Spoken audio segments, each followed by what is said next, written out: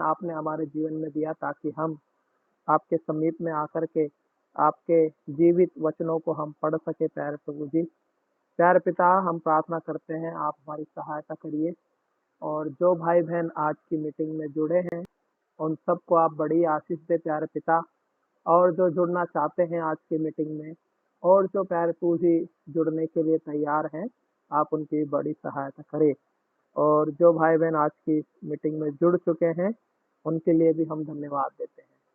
प्यारे प्रभु जी, हम प्रार्थना करते हैं आप हमारी सहायता करिए और आज के बाइबल अध्ययन में जो हम आपके विषय को देख रहे हैं, जो आपने हमें विषय दिया उस विषय पर चर्चा करने के लिए और विचार करने के लिए और आत्मिक जीवन में सीखने के लिए आप हमारी सहायता करो ताकि हम आप में उन्नति पाते जाए। पैर पूजी आगे के समय को आपके हाथों में देते हैं। जो भी भाई बहन गीत गाते हैं, पैर पूजी आप बड़ी आशीष दीजिए। मुझे भी आप संभालिए, मेरे को भी अपनी आत्मा की अगुवाई में लेकर के चले। प्यारे प्रभु, मैं आपकी दया चाहता हूँ। धन्यवाद के साथ ये प्रार्थना उद्धारकर्ता मसीह यीशु के नाम से मांग लेते हैं, आमीन। सबको जय मसीह की।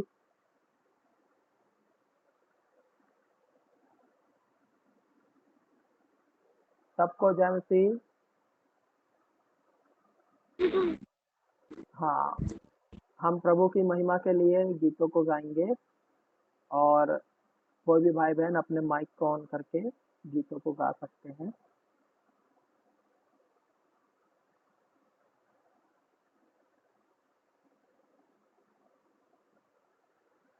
यीशु महान है, यीशु महान, तेरी जय तेरी जय तेरी जय।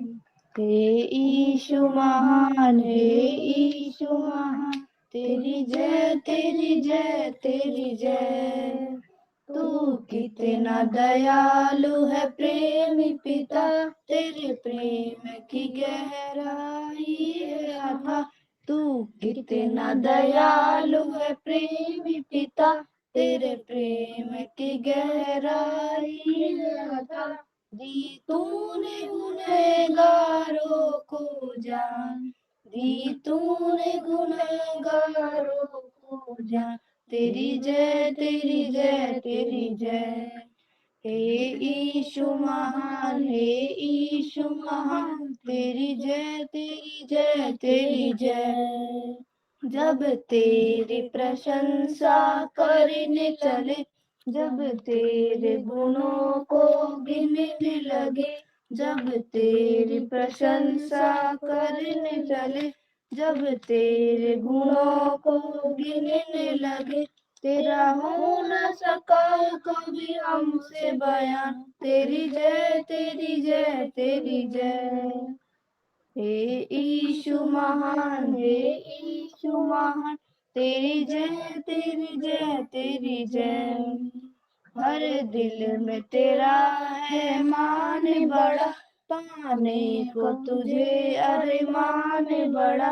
हर दिल में तेरा है मान बड़ा, पाने को तुझे अरमान बड़ा। हे यीशु महान, तू कितना महान, तेरी जय तेरी जय तेरी जय। हे यीशु महान, तू कितना महान, तेरी जय तेरी जय तेरी जय। हे यीशु महान है, यीशु महान, तेरी जय तेरी जय तेरी जय। हे यीशु महान है, यीशु महान, तेरी जय तेरी जय तेरी जय। हालेलुया, आमीन। तेरा प्यार है महान, तेरा प्यार है महान। मैं जो पहले मुर्दा था, तूने डाली मुझ में जान। क्या मैं बोलूं फिर मैं तेरी जय जयकार, जय जयकार, जय जयकार, जय जयकार। तूने मेरे लिए क्या कुछ ना किया, मेरी सूरत बिगड़ी थी, मेरा दिल था खाली।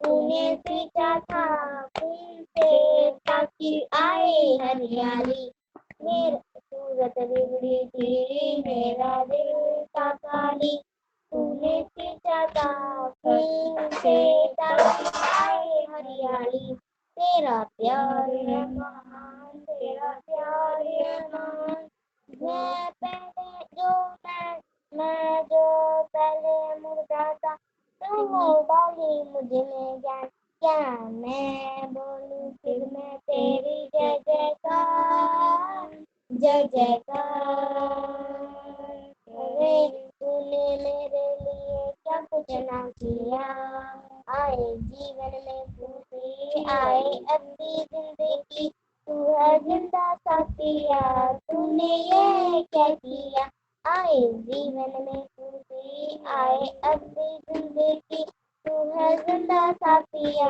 तूने ये क्या किया तेरा प्यार है महान तेरा प्यार है महान मैं जो पहले मुर्दा था तूने डाली मुझ में ज्ञान ज्ञान है बोलूं फिर मैं तेरी जय जयकार जय जयकार जय तूने मेरे लिए क्या कुछ न किया अपनी रूह से भर दिया अपनी शक्ति मुझको दी ताकि दूं मैं गवाही तेरे भी उठने की अपनी रूह से भर दिया अपनी शक्ति मुझको दी ताकि दूं मैं गवाही तेरे भी उठने की तेरा प्यार है महान तेरा प्यार है महान मैं जो पहले मुर्दा था तूने डाली मुझ में जान क्या मैं बोलूं फिर मैं तेरी जय जयकार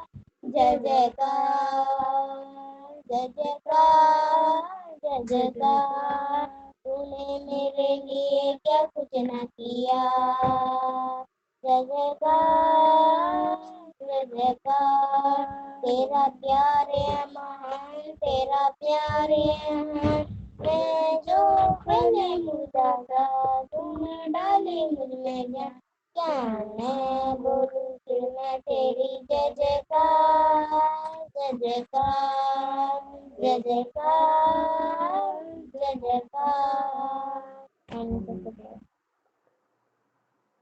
को चुना। परमेश्वर हमें इसीलिए चुनता है ताकि वो हमारा कल्याण देख सके। दूसरी बात, परमेश्वर हमें इसीलिए चुनता है ताकि वो हमें आनंदित देख सके। और तीसरी बात, परमेश्वर हमें इसलिए चुनता है ताकि हम उसकी आराधना कर सके, उसकी बड़ाई कर सके।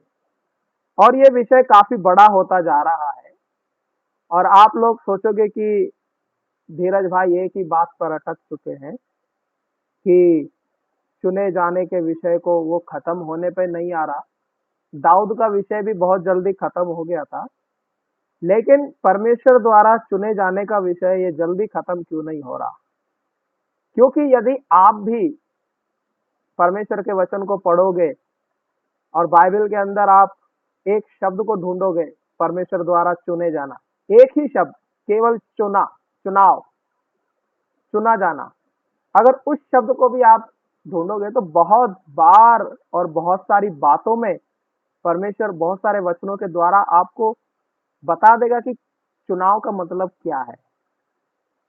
तो इसीलिए हम इस विषय को सीख रहे हैं। परमेश्वर ने मुझे भी चुना है आज से 10-11 साल पहले, और आप लोगों को भी परमेश्वर ने चुना। हम पढ़ेंगे भजन संहिता उसका 106 अध्याय और 5 वचन। कोई भी जन अपनी बाइबल को निकाल के उसमें पढ़ सकता है, जिसको भी मिला है वो पढ़ सकता है ऊंची आवाज में। भजन संहिता 106 अध्याय और उसका 5 वचन। कि मैं तेरे चुने हुओं का कल्याण देखूं और तेरी प्रजा के आनंद में आनंदित हो जाऊं और तेरे निज भाग के संग बड़ाई करने पाऊं। इसी के साथ साथ बहन एक और पद पढ़ना है, पहला राजा 11वां अध्याय और उसका 34 वचन। पहला राजा 11 अध्याय 34 वचन।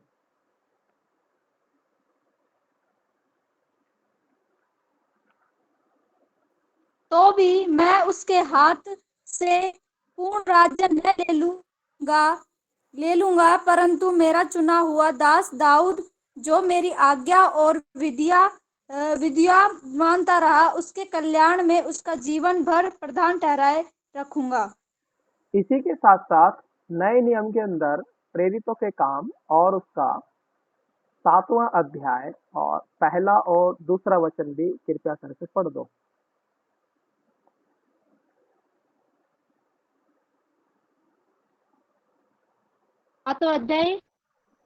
7वां अध्याय पहला और दूसरा वचन। तब महायाजकों ने कहा, क्या ये बात सच है? स्तुफनुस ने कहा, हे भाइयों और पितरों, सुनो। हमारा पिता अब्राहम हारान में बसने से पहले मेसोपोटामिया में था, जो तेजोमय परमेश्वर ने उसे दर्शन दिया। प्रार्थना करेंगे। प्रेमी अनुग्रहकारी ईश्वर, हम धन्यवाद देते हैं जो विषय आपने हमारे लिए रखा कि हम अपने चुने जाने को सिद्ध कर सके, और आपने हमारे लिए बहुत सारे बाइबल में उदाहरण भी दिए कि कैसे परमेश्वर ने इनको चुना और इन्होंने अपने चुने जाने को सिद्ध करके दिखा दिया। हे प्रभु, ये बाइबल के जो वचन हैं और जो शिक्षाएं हैं और जो उनके पात्र हैं, ये हमारे सीखने के लिए बहुत महत्वपूर्ण है, ताकि हम ऐसे ही अपने जीवन में सिद्ध कर सके कि परमेश्वर ने हमें चुना है। इसलिए प्रार्थना है, आप हम सबकी सहायता करिए और पवित्र आत्मा की अगुवाई दीजिए। जो कुछ भी सीखते हैं उसमें आपका अनुग्रह हो सके। इस प्रार्थना को मसीह यीशु के नाम से मांगते हैं, आमीन। यहाँ पर हम लोग देख रहे हैं कि भजन संहिता में सबसे पहली बात हम ये पढ़ते हैं कि 3 बातों के लिए यहाँ पर राजा दाऊद की मन में बड़ी इच्छा है। पिछले दिनों में भी मैंने इस बात को बोला था कि एक चुने हुए व्यक्ति के अंदर 3 इच्छाएं होना बहुत जरूरी है, और वो 3 इच्छाएं ये हैं कि वो जैसा परमेश्वर हमको चुन लेता है और वो हमारा कल्याण देखना चाहता है, हमारा जीवन खुशहाल देखना चाहता है, ठीक वैसे ही एक चुने हुए व्यक्ति के अंदर भी वही गुण होना चाहिए, और वो भी दूसरों का कल्याण देख सके, वो भी दूसरे लोगों के साथ आनंदित हो सके, और वो भी दूसरे लोगों के साथ मिलकर परमेश्वर की आराधना कर सके। ये चुने हुए व्यक्ति का जीवन चरित्र को ये दिखाता है। और यहाँ पर परमेश्वर का जो चुना हुआ है उनका कल्याण देखना है, और उसकी प्रजा के आनंद में आनंदित होना है, और उसके महिमा करनी है, उसका गुणान्वाद करना है, उसका गुणगान गाना है। अब हमने यहाँ पर एक ही बात पिछले दिनों पर हम विचार कर रहे थे कि परमेश्वर अपने चुने हुओं का कल्याण देखने के लिए दाऊद ने भजन संहिता में इस बात को लिखा है। और भजन संहिता 106 अध्याय जब आप पूरा पढ़ोगे तो आपको समझ में आएगा कि क्यों ऐसा दाऊद इस भजनकार इस बात को लिख रहा है। क्योंकि सबसे पहले जो जरूरी है वो ये है कि परमेश्वर के द्वारा चुना हुआ आपको और मुझको बनना बहुत जरूरी है। हम कहते हैं कि परमेश्वर ने हमारा चुनाव किया, लेकिन क्या हम इस बात को प्रूफ कर सकते हैं? अगर कोई मुझसे कहे कि धीरज भाई आप सिद्ध करके दिखाओ कि परमेश्वर ने आपको चुना है, तो सिद्ध करने का एक ही तरीका है, वो ये है कि 3 बातें हमारे जीवन में होना। पहली चीज कि हम दूसरे लोगों के लिए भी आशीष का कारण बनना, उनके कल्याण के लिए हम प्रार्थना करना, उनका उद्धार के लिए। दूसरी चीज है हम उनके आनंद में आनंदित होना है।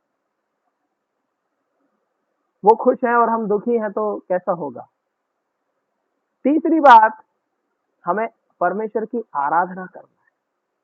ये 3 चीजें जब हमारे पास होती है तो ये इस बात को सिद्ध करती है कि हम परमेश्वर के द्वारा चुने हुए लोग हैं। और ये बहुत जरूरी है कि एक चुना हुआ पात्र में परमेश्वर की महिमा को रखा जाना है। चुना हुआ पात्र बनने के लिए, परमेश्वर की इच्छा में आने के लिए सबसे पहले हमारी इच्छा क्या है वो जरूरी है। यदि मेरी इच्छा सेब खाने की नहीं है तो कोई मुझसे जबरदस्ती नहीं करेगा। और मैं आपसे बोलूंगा कि आप में से कोई भी जन आओ और एक सेब खा के दिखाओ, और आप लोगों की इच्छा है ही नहीं, तो आप जबरदस्ती नहीं मैं आपको अधिकारी नहीं हूं कि मैं आपको वो चीज जबरदस्ती खिलाऊं। आपकी खुद की इच्छा होनी चाहिए। परमेश्वर भी वही चाहता है। क्या हमने परमेश्वर द्वारा चुने जाने के लिए अपने आप को उसके हाथों में सौंप दिया है? आज का जो विषय है, जो पांचवी बात आज हम चुने जाने के ऊपर देख रहे हैं, वो इस बात पर आधार रखता है कि क्या परमेश्वर ने जब हमको चुना है तो क्या हम उसकी महिमा को कर रहे हैं, या फिर हम सिर्फ अपनी ही महिमा को कर रहे हैं, या फिर सिर्फ हम अपने ही आप को बड़ा बना रहे हैं। यहाँ पर हम देख सकते हैं कि इसके लिए यहाँ पर एक बहुत जरूरी है कि परमेश्वर हमारी इच्छा को भी जानना चाहता है जब उसने आपको और मुझको चुन लिया है। और उसके बाद यहाँ पर हम एक चीज और देख सकते हैं कि यहाँ पर स्पष्ट रूप से हम देखते हैं कि एक कदम इन्होंने उठाया है, और ये स्पष्ट कर देता है कि परमेश्वर हमें किस प्रकार दो अनुभवों के बीच में ला करके खड़ा कर देगा। जब दाऊद इस बात को लिख रहा है तो यहाँ पर वो दोनों तरफ से बात कर रहा है। पहली तरफ से वो बात कर रहा है कि मैं तेरे चुने हुओं का कल्याण देख सकूं, अर्थात परमेश्वर चाहता है कि वो हमारा कल्याण देखे। परमेश्वर कोई दुखी रहे परमेश्वर नहीं चाहता, वो हमारा कल्याण देखना चाहता है। दूसरी चीज ये है कि क्या हम दूसरे का कल्याण देखना चाहते हैं? सवाल है या आपके और मेरे लिए।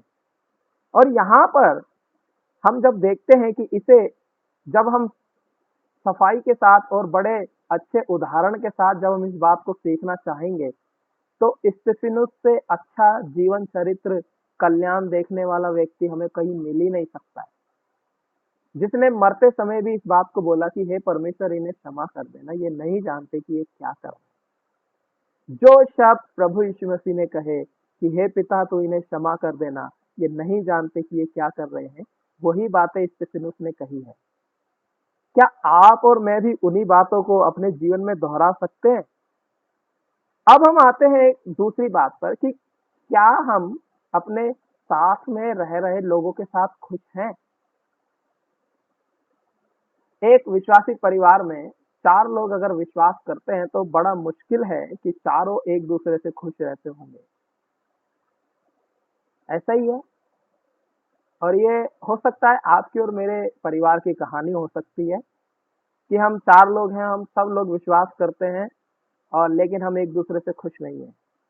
हो सकता है पति पत्नी दोनों विश्वास करते होंगे, भाई बहन विश्वास करते होंगे, माता पिता विश्वास करते होंगे, लेकिन क्या वो एक दूसरे से खुश हैं? बहुत जरूरी है इस खुशी को बना के रखना। और यहाँ पर जो विचार हम देख रहे हैं कि कैसे यहाँ पर दाऊद लिख रहा है कि हम तेरी प्रजा के आनंद में आनंदित हो। भजन संहिता 106 अध्याय और उसके 5वें वचन की दूसरी लाइन को जब हम देखते हैं तो यहाँ लिखा है तेरी प्रजा के आनंद में आनंदित हो जाऊं, ऐसा करके लिखा है। अगर हम परमेश्वर की प्रजा है तो हमारे साथ वाला विश्वासी भी परमेश्वर की प्रजा है। अगर हम चुने हुए हैं तो हमारा साथ वाला व्यक्ति भी चुना गया है। अगर हम आराधना करते हैं तो हमारे साथ वाला व्यक्ति भी आराधना करना है। यदि दो लोग एक मन नहीं है तो वो कभी भी एक साथ नहीं चल सकते। यही सिद्धांत पति पत्नी के जीवन में लागू होता है, और बहुत जरूरी है इस बात को अपने जीवन में रखना। यदि दो मनुष्य एक मन नहीं है तो वो कभी भी एक साथ नहीं चल सकते। हमें एक दूसरे के लिए आनंद का, एक दूसरे की खुशी का और एक दूसरे की जरूरत को महसूस करने वाला जीवन होना चाहिए। अगर प्रार्थना की जरूरत है और हम उसे खाना खिला रहे हैं दबा के, तो ऐसा काम नहीं चलेगा। बहुत जरूरी है, गलत औजार से सही चीजें नहीं खोली जा सकती। एक चित्र फेसबुक पर मैंने देखा था, और उस चित्र में एक पेचकस वाला नट लगा हुआ था, और एक चाबी जो होती है जिससे नट बोल्ट खोलते हैं ना, 12-13 नंबर वाली जैसी चाबी आती है, उस चाबी से वो पेच को खोलने की कोशिश कर रहा है। तो वहां उस लाइन में लिखा हुआ था कि गलत चीजों से सही चीजें नहीं खुल सकती। ठीक वैसे ही हमें भी अपने जीवन में इस बात को महसूस करने की जरूरत है। यही एक चुने हुए व्यक्ति के लक्षण है और उसी से ही परमेश्वर की महिमा हमारे जीवन में दिखाई देती है। और जब हम प्रेरितों के काम में जब आप पढ़ोगे, अब हम प्रेरितों के काम में आएंगे और यहाँ पर इस बात को देखेंगे। 7वें अध्याय के पहले और दूसरे वचन को कृपया करके एक और बार पढ़ दीजिए। प्रेरितों के काम 7वां अध्याय और उसका पहला और दूसरा वचन। तब महायाजक ने कहा, क्या ये बात सच है? स्तुपनिस ने कहा, हे भाइयों और पितरों, सुनो। हमारा पिता अब्राहम हारान में बसने से पहले जब मेसोपोटामिया में था, तो तेजोमय परमेश्वर ने उसे दर्शन दिया। यहाँ पर स्तिफनुस, जब महायाजक लोग हैं, जो वहाँ के बड़े लोग हैं, जो अधिकारी लोग हैं उस समय के, उन लोगों से वो बात कर रहा है और वो कह रहा है, हे लोगों, हे भाइयों और हे गुरुजनों। यहाँ पर बाइबल के अंदर एक ही शब्द का उपयोग किया गया है, हे भाइयों। उसके बाद लिखा गया है हे पितरों, ऐसा करके। अगर दूसरे ट्रांसलेशन की बाइबल में अगर हम देखते तो बहुत सारे लोगों के वहां पर पदों के नाम दिए गए हैं, जैसे कि हे भाइयों और हे लोगों और हे अगुवो, आप लोग सुनो, ऐसा करके वहां पर इसको सही भाषा में लिखा गया है। इसीलिए जब हम यहाँ पर इस बात पर विचार करते हैं कि क्या ये बातें ऐसी हो सकती हैं? हाँ, हो सकती हैं। परमेश्वर जब आपको और मुझको चुनता है, तो वो स्तिफनुस को भी परमेश्वर ने जब चुना, तो प्रेरितों के काम 7वें अध्याय और उसके दूसरे वचन में वो कह रहा है कि हे भाइयों और पितरों, सुनो। हमारा पिता अब्राहम हरान में बसने से पहले जब मेसोपोटामिया में था, तो तेजोमय परमेश्वर ने उसको दर्शन दिया। क्यों परमेश्वर दर्शन देता है? क्योंकि उसने आपको और मुझको चुन लिया है। और परमेश्वर का दर्शन जब तक हमारे आंखों के सामने स्पष्ट नहीं है, तो हम अपने चुने जाने को सिद्ध नहीं कर सकते। परमेश्वर ने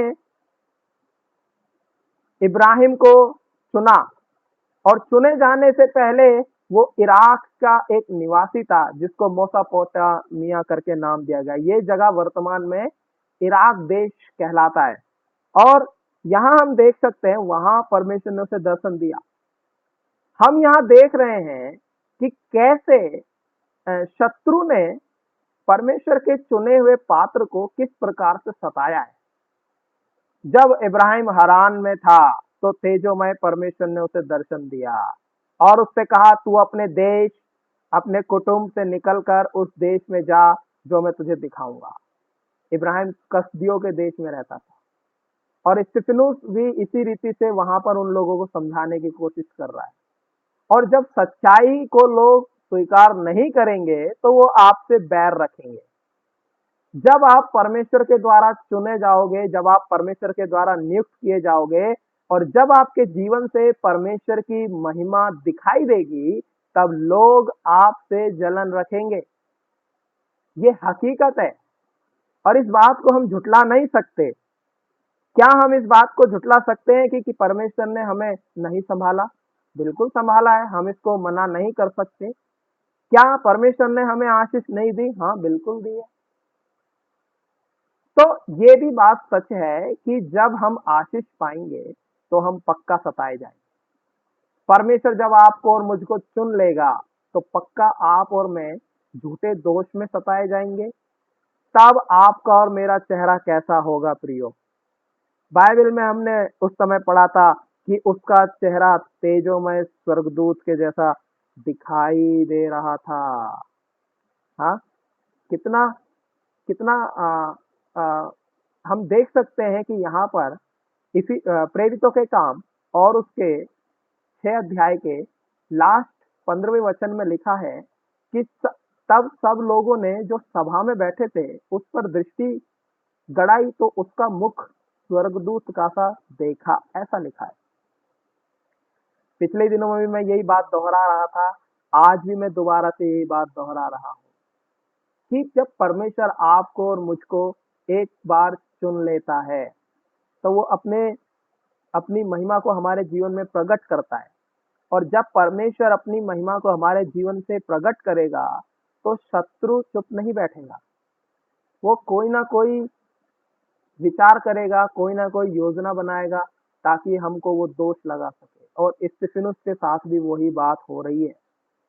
और स्तिफनुस चुप नहीं बैठता है और वो आगे बढ़ता है। और इस 7वें अध्याय के अंदर वो इब्राहिम से शुरू करता है और सुलेमान के मंदिर तक वो अपनी बात को रख देता है। जब आप प्रेरितों के काम 7वां अध्याय पूरा पढ़ोगे, तब आपको पता लगेगा कि उसने इब्राहिम से शुरू किया और मूसा पर गया, फिर उसके बाद वो आगे बढ़ गया और वो लास्ट में मंदिर की बात पर आकर के रुक जाता है। और जब वो मंदिर की बात पर आकर के रुक जाता है, तब क्या होता है? तब लोग उसकी बातों को सुनकर उस पर दांत पीसने लगते हैं।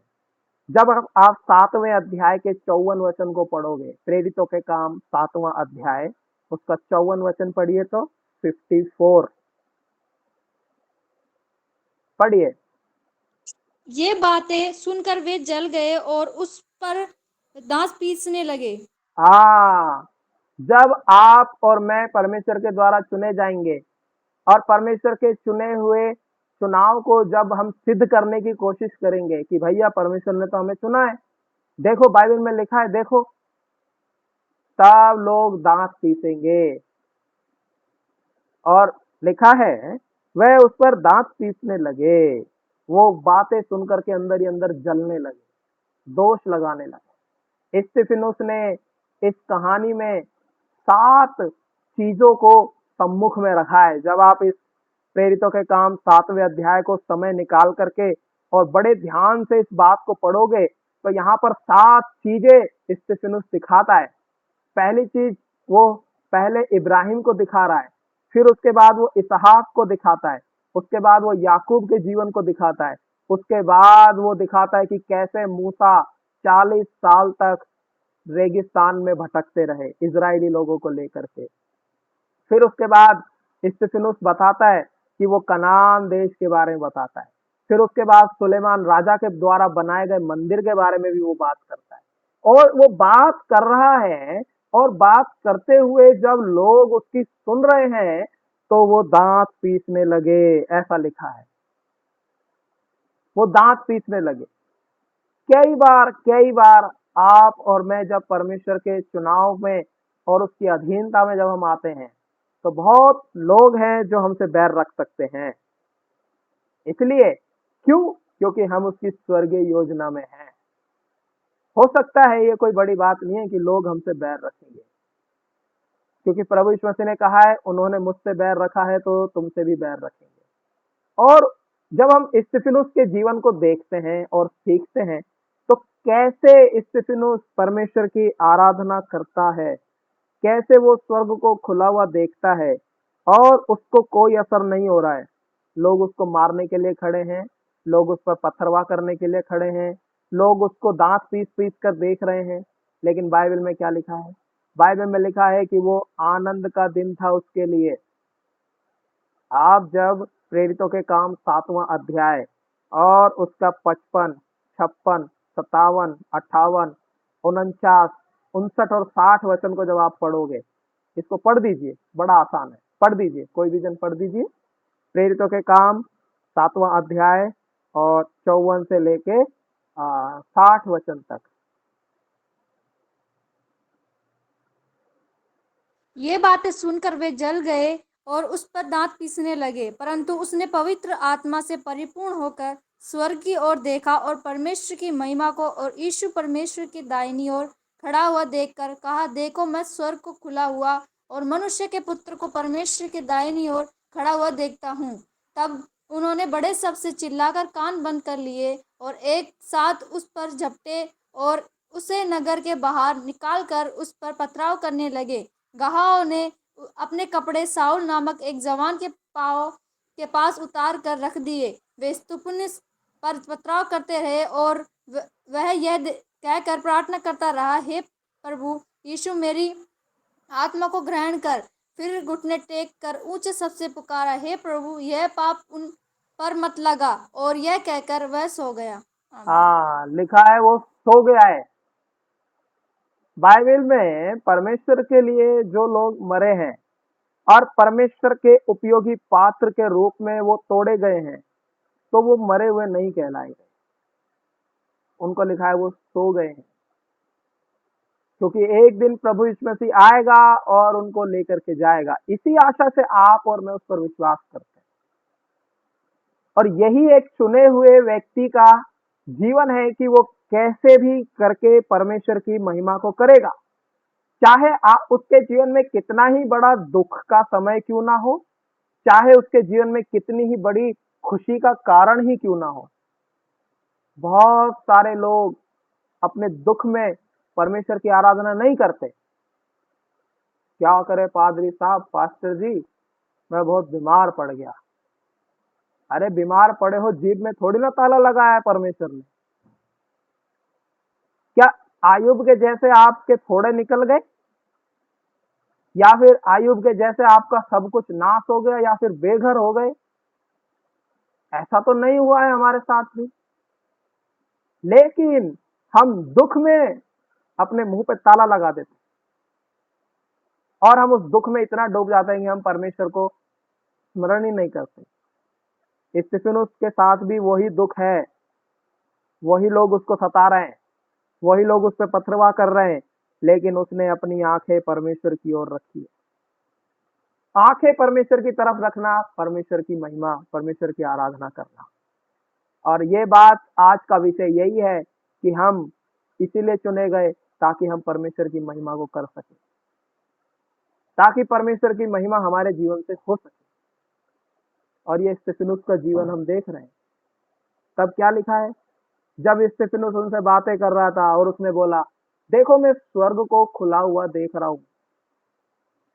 वो खुश है, बाकी सब लोग दुखी हैं। हजारों की भीड़ हो सकती है, वो सब दुखी है, लेकिन एक ही व्यक्ति था जो खुश था, उसका नाम है स्तिफनुस। वही खुश है, बाकी सब दुखी हैं। और उन्होंने अपने कानों को बंद कर लिया। दूसरा कारण, कब हम परमेश्वर से दूर होते हैं? जब हम बहुत खुश होते हैं। कैसे? कोई अच्छी चीज का, कोई खुशी का काम या खुशी की बात हमारे घर में जब होती है, तो हम उस खुशी में ही आनंद मनाने लग जाते हैं। हम ये भूल जाते हैं कि हमको ये आनंद देने वाला परमेश्वर है और कोई नहीं है। कुछ लोग खाने के पीछे आनंदित होते थे, प्रार्थना करना ही छोड़ देते हैं। कुछ लोग हैं जो पहले तो प्रार्थना करते हैं कि भैया परमेश्वर हमको तो बड़ी आशीष दीजिए, और वो आशीष में ऐसा खो जाते हैं कि वो परमेश्वर को देखना ही बंद हो जाता है। और बहुत सारे उदाहरण बाइबल के अंदर हैं,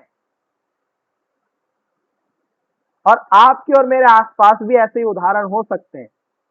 लेकिन मैं आपके लिए एक ही बात को रखना चाहता हूं कि क्या आपकी और मेरी आंखें परमेश्वर की तरफ लगी हुई हैं हर परिस्थिति में? ये एक चुने हुए व्यक्ति का जीवन है। और जब आप इसको देखते हो तो कैसे कैसे परमेश्वर ने उसको अनुग्रह से संभाल करके रखा है। और जो शब्द प्रभु यीशु मसीह के हैं, वही शब्द स्तिफनुस के हैं। यीशु मसीह को लोग क्रूस पर चढ़ा दिए, 3 किलो से ठोक दिए, और उसको 3 किलो से ठोकने के बाद पूछते हैं, अरे तुम तो परमेश्वर के पुत्र थे, तुमको तो परमेश्वर ने स्वर्गदूत के द्वारा, वचन के द्वारा भेजा था। अगर तुम सच में परमेश्वर के पुत्र हो तो क्रूस पर से उतर आओ। तो यीशु मसीह ने क्या बोला? हे पिता, इन्हें क्षमा करना, ये नहीं जानते ये क्या कर रहे हैं। लेकिन स्तिफनुस ने क्या बोला? हे प्रभु, ये पाप उन पर मत लगा, इस गलती का दोषी इनको मत ठहरा। क्या ऐसा सहभागिता, ऐसी करुणा करने वाला जीवन है हमारे पास? नहीं है। लेकिन परमेश्वर आपको और मुझको ऐसा जीवन दे सकता है। और स्तिफनुस के विषय में लिखा है कि उसने घुटने टेक कर ऊंचे शब्द से पुकारा है, हे प्रभु यह पाप उन पर मत लगा। हम कितनी बार इस प्रार्थना को किए हैं हमारे विरोधियों के पक्ष में। हमारे घर में भी लोग विरोधी हो सकते हैं, हमारे घर में भी लोग हमारी बात को सुनने वाले नहीं होंगे, हम भी लोग सताए जाएंगे। ऐसा नहीं है कि मैं बच जाऊंगा, नहीं, हम सब सताए जाएंगे, बाइबल ऐसा लिखा है। और जब सताए जाएंगे तो हमें खुश होना है, और यही चीज परमेश्वर चाहता है। कैसी भी परिस्थिति क्यों ना हो, कैसी भी, परमेश्वर आपको चुना है। और स्तिफनुस ने बहुत सारे लोगों के जीवन को यहाँ पर रखा है, बहुत सारी परिस्थितियों को स्तिफनुस ने यहाँ पर रखा है। हम देख रहे हैं कि यहाँ पर कैसे पहली चीज इब्राहिम के जीवन को रखा, दूसरी चीज इसहाक का जीवन, तीसरी चीज याकूब का जीवन, चौथी चीज मिस्र देश का जंगल, पांचवी चीज कनान देश।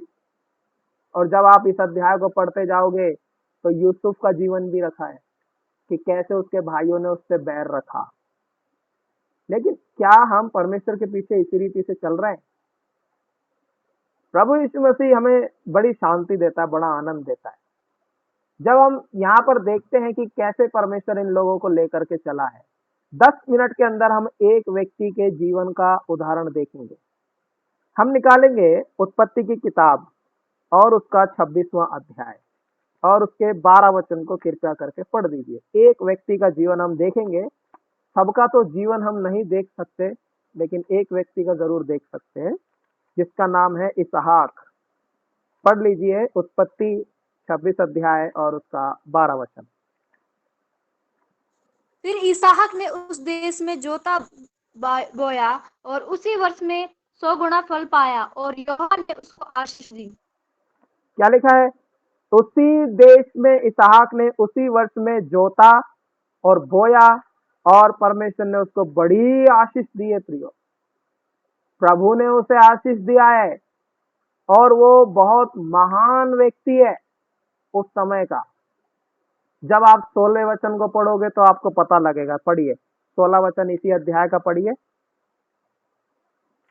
तब अबीमेलेक ने इसहाक से कहा, हमारे पास से चला जा, क्योंकि तू हमसे बहुत सामर्थी हो गया है। इन बातों को जो पद बता रहे हैं आप नोट कर सकते हो। पहली चीज, जब परमेश्वर ने इसहाक को उपयोगी पात्र के रूप में चुना तो उसे बड़ी आशीष दी है। वो कंगाल नहीं है, वो भूखा भी नहीं है, वो बड़ा धनवान व्यक्ति है अपने पिता के समान। आप और मैं कैसे हैं? आप और मैं हमेशा अपनी परिस्थितियों पर रोते रहते हैं। मैं भी कई एक बार अपनी परिस्थितियों को लेकर के परमेश्वर के पास प्रार्थना करता रहता हूँ, प्रभु जी मेरी परिस्थिति ऐसी क्यों है, मैं क्या करूं, कई एक बार।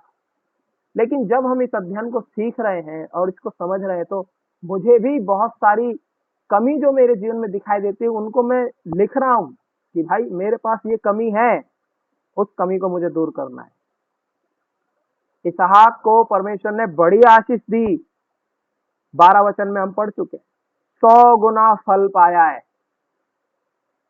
और उसके बाद उसने इतनी आशीष देख करके वहां का जो राजा है वो उसको बोला, अरे भाई साहब तुम्हारे हाथ जोड़ते हैं, तुम यहाँ से एक काम करो, चले जाओ भाई।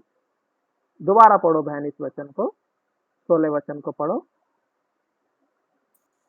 तब अबीमेलेक ने इसहाक से कहा, हमारे पास से चला जा, क्योंकि तू हमसे बहुत सामर्थी हो गया है। वाह, बहुत सारे लोग जलन रखने वाले हो सकते हैं। अबीमेलेक ने इसहाक से कहा है हमारे पास से चला जा, क्योंकि हम लोगों से तू अधिक सामर्थी है। परमेश्वर का चुना हुआ पात्र होने के कारण वो जहां कहीं भी गया परमेश्वर ने उसे आशीष दी है। जहां कहीं भी वो पैर रखा है वहां की भूमि को परमेश्वर ने फलवंत किया है। वहां के लोग उसको डरने लगे हैं। क्या ऐसी आशीष हमने पाई है? और आगे देखिए कि वो फूलता गया, फलता गया और थोड़े ही दिनों के अंदर वो बहुत धनी व्यक्ति साबित हो रहा है इस बात में। तब उस देश के सब लोग उससे डाह करने लगे, जलन रखने लगे। और जब जलन रखने लगे तो क्या हुआ? तब उस देश के सब लोग उससे डाह करने लगे और उन्होंने उससे कहा, हमारे पास से चले जाओ। और वो कहाँ रहने लगा? गरार देश के चरवाहों ने उससे झगड़ा भी किया है। 20 वचन पढ़िए, 20 वचन पढ़ो। तब गरार के चरवाहों ने ईसा के चरवाहों से झगड़ा किया और कहा, यह जल हमारा है। इसलिए उसने उस कुएं का नाम एशेक रखा, क्योंकि वे उससे झगड़ते थे। हमें कभी झगड़ा नहीं करना है। परमेश्वर की दी हुई आशीष अगर हमारे पास है और लोग हमसे छीन रहे हैं तो कोई बात नहीं, छीन लेने दो। हम नहीं कह सकते कि ये हमारी है, हमने कमाई है। नहीं, परमेश्वर ने दी है। आयुब बोलता है, परमेश्वर ने दिया, परमेश्वर ने लिया, परमेश्वर का नाम धन्य है। क्या आयुब की सारी आशीष परमेश्वर ने ली थी? बिल्कुल नहीं। ध्यान से पढ़ोगे तो लिखा है, शत्रु ने उसका सब कुछ नाश कर दिया था। ली नहीं थी, छीन ली गई थी। आपके और मेरे साथ भी ऐसा ही होता है। लेकिन यहां पर हम देखते हैं उसने झगड़ा नहीं किया है। और देखते हैं, देखो, परंतु उसने परमेश्वर ने उसे किसी और जगह पर जाने के लिए कहा। इसहाक वहां से गया और वहां पर भी जाकर के वो बड़ा धनी बन गया। भाई देखो, 21 वचन पढ़ो आप, 21 और 22 वचन। फिर उन्होंने दूसरा कुआं खोदा और उन्होंने उसके लिए भी झगड़ा किया। इसलिए उसने उसका नाम सितना रखा। तब उसने वहां से निकलकर एक कुआं खुदवाया और उसके लिए उन्होंने झगड़ा न किया। इसलिए उसने उसका नाम कहकर रहोबोत रखा। अब तो यहोवा ने हमारे लिए बहुत स्थान दिया है और हम इस देश में फले फले फूलेंगे। हाँ, उसने झगड़ा ही नहीं किया, दूसरे लोग झगड़ा कर रहे हैं। आपका और मेरा स्वभाव कैसा है? आपको और मुझको परमेश्वर ने चुन लिया है। आपको और मेरे को परमेश्वर उपयोगी पात्र के रूप में वो काम में लेना चाहता है। आपको और मुझको परमेश्वर आशीष दे रहा है। क्यों झगड़ा करना? क्यों हम 10-10 रुपए के लिए दूसरों से लड़ने लग जाते हैं? मैं देखता हूँ, मैं हर सैटरडे मार्केट जाता हूँ, हर शनिवार को।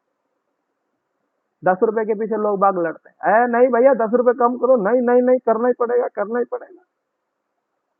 क्यों? कुछ लोगों की तो इतनी गंदी आदत होती है, सामने रखी है सब्जी, पूछेंगे क्या भाव है जी? 40 रुपए किलो है।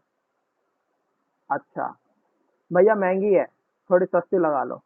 तो कह लगा, चलो बहन जी कोई बात नहीं, 35 रुपए किलो ले जाओ। फिर वो जाने लगेगी, नहीं नहीं, वो फिर और कम कर देगा, बोलेगी चलो 30 लगा लेते हैं। तो वो बहन जी क्या बोलेगी? भैया मुझे तो खरीदनी नहीं थी, मैं तो ऐसे ही पूछ रही थी। ऐसे लोग मैंने मार्केट में देखे हैं। और जब मैं अपने जीवन में इस बात को देखता हूँ, कभी मैं छोटी सी बात के लिए झगड़ा नहीं करता। हाँ ठीक है भाई, तुमने जितना बोला उतना ही तुमको देंगे, चिंता मत करो।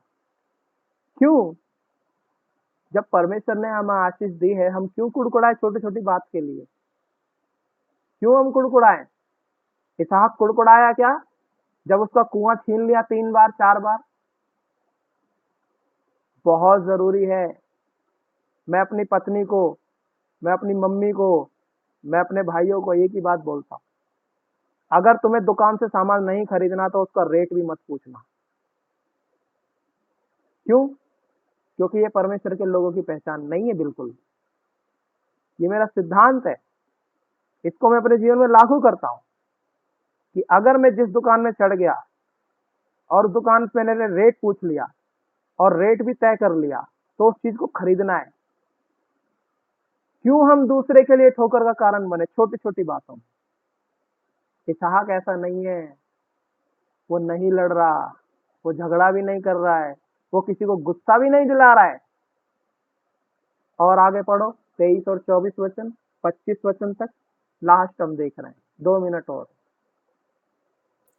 वहां से वह बेर्शेबा को गया और उसी दिन यहोवा ने रात को उसे दर्शन देकर कहा, मैं तेरे पिता अब्राहम का परमेश्वर हूँ, मत डर, क्योंकि मैं तेरे साथ हूँ और अपने दास अब्राहम के कारण तुझे आशीष दूंगा और तेरा वंश बढ़ाऊंगा।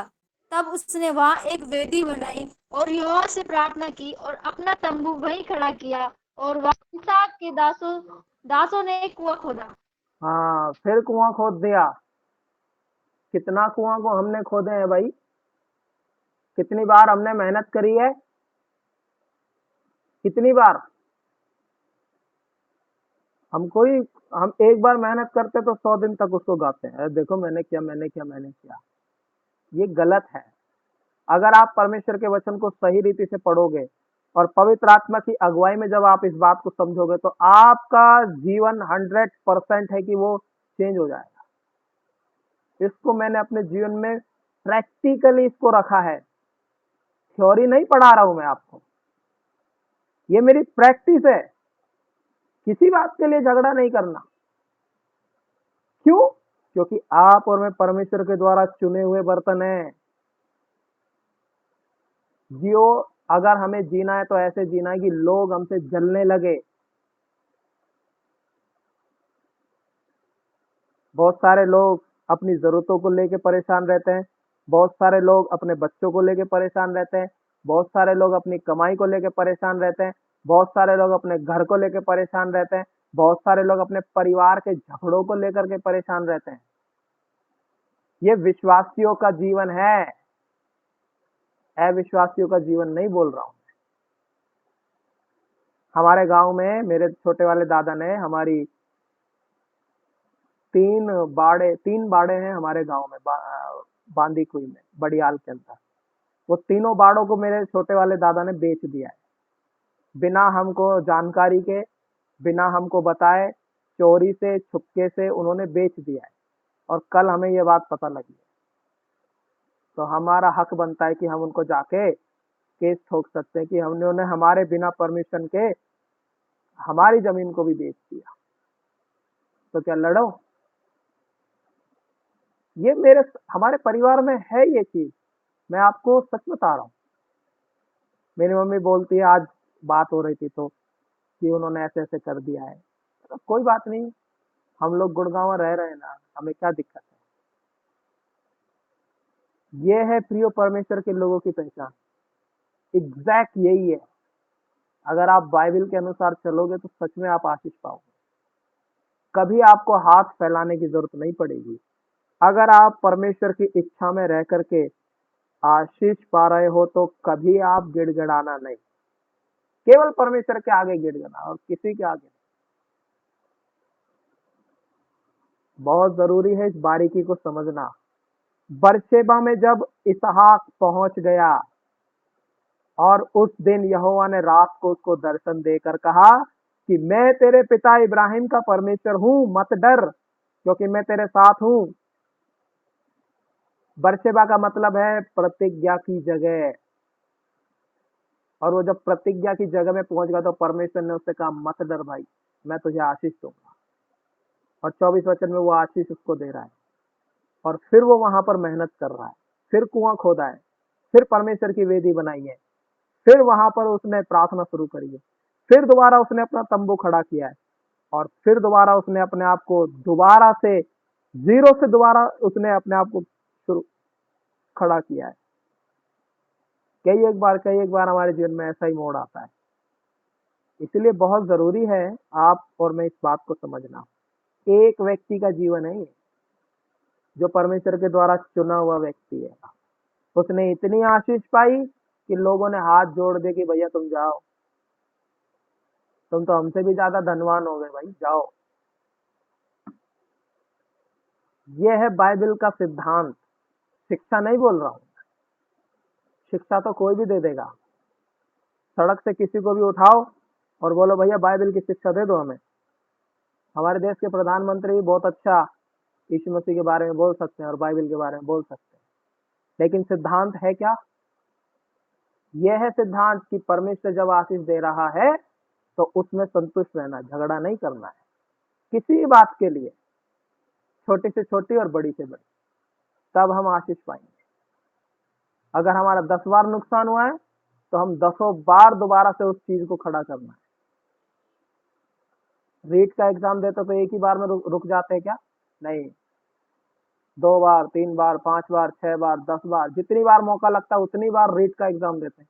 पास हो चाहे ना हो फिर भी देते रहते हैं। क्यों? क्योंकि एक उम्मीद है, अगर हम लग गए तो हमारी जिंदगी सेट हो जाएगी। ये सिद्धांत बाइबल का है। एक बार फेल हुए, दूसरी बार परमेश्वर फिर आशीष देगा। इसलिए आपको और मुझको जरूरत है कि परमेश्वर के उपयोगी पात्र के रूप में जब उसने आपको और मुझको चुना है तो हर एक बात में उसके नाम को महिमा देना है। आखिरी बात और पढ़ लेंगे 1 मिनट में, पहला राजा और उसका 11वां अध्याय का 34 वचन, फिर हम अंत कर रहे हैं।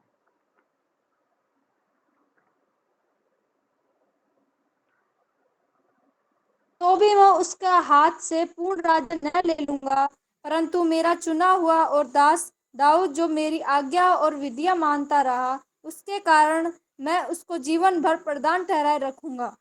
ये बात आप अपने जीवन में, अपने घर की दीवार में, अपने छत के ऊपर ऐसा सोते हो तो ऊपर लिख लो, लिख लेना है। 34 वचन में लिखा है, मैं पढ़ दोबारा, परंतु मेरा चुना हुआ दास दाऊद की जगह अपना नाम लिख लेना, दाऊद का नाम हटा दो और अपना नाम डाल दो। और लिखा है जो मेरी आज्ञाएं और विधियां मानता रहा है, उसके कारण मैं उसको जीवन भर प्रधान ठहराए रहूंगा। ये प्रतिज्ञा है परमेश्वर की। हम आज्ञा मान रहे हैं क्या? हम उसकी विधि का, उसका सिद्धांत को हम फॉलो कर रहे हैं क्या?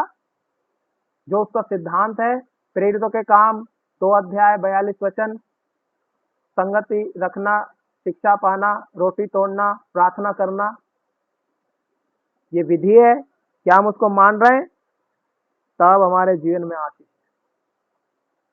ये बाइबल का रहस्य है, आशीष पाने का रहस्य है, जिसको मैं कह सकता हूं।